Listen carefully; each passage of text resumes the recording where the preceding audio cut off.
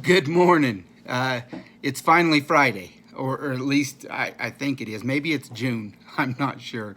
Is anybody else having a hard time with the difference in our schedules, knowing what day it is?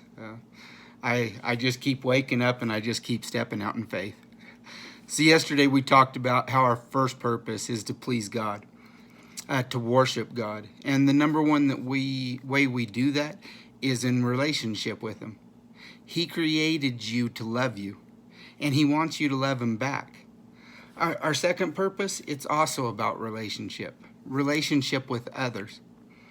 Life is all about love. And the Bible tells us that God is love. Not that God has love, but God is love.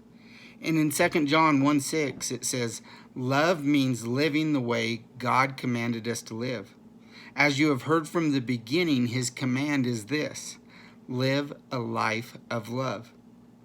I believe that love is the best use of your life. It's not just a good part of it or something to be added to it. It's the whole reason for it. 1 Corinthians 14:1 says, let love be your greatest aim. Relationships must have priority in your life. Why? Because life without love, it's worthless.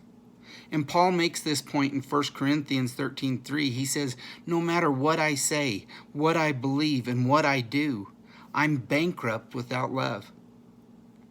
And this is something that took me a while to figure out. So often we think of relationships as something to squeeze into our schedule. We talk about finding time for our children or making time for the people in our life. We treat our relationships as just another task. Jesus tells us in the Great Commandment what matters most to God in two statements: love God and love people.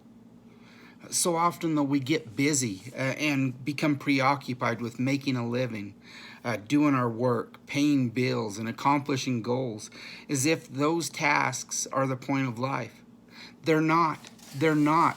The point of life is learning to love. And God also tells us to make love our top priority because it is eternal. 1 Corinthians 13:13 says, these three things continue forever: faith, hope, and love. And the greatest of these is love. Love leaves a legacy. And so often, though, it's in a person's final moments that they realize that relationships are what life is all about. Wisdom is learning that truth sooner rather than later. Don't wait until you're on your deathbed to figure out that nothing matters more. So our one thing to chew on today: the best use of life is love. The best expression of love is time. And the best time to love is now. So that's my thought for today. Be sure to let me know yours in the comments. And until next time, keep stepping out in faith, and we'll see you all later. Bye.